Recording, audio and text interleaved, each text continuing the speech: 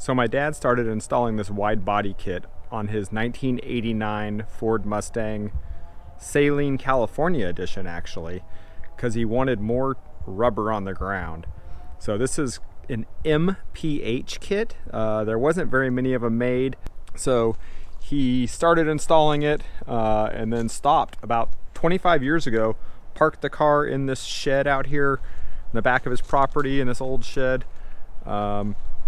And so I've finally decided I'm going to overtake this project, take this car back to Georgia and try to get it finished, because I believe it should be finished.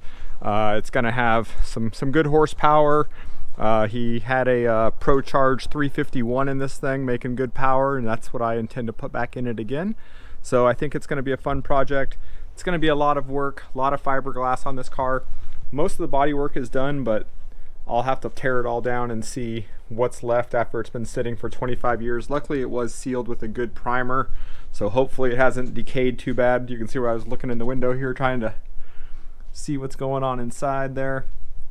But it's going to take some work just to get it out of here. It's on some old wheels and tires that are flat, just been sitting here, like I said, for 25 years. So tomorrow we're going to try to pop one of the doors open and try to get this thing up on some jacks so we can get it out of this shed, get some other wheels and tires under it, get it ready to go onto a car hauler, and then get shipped back to Georgia so I can start tearing this whole thing apart and really seeing what it's going to be about.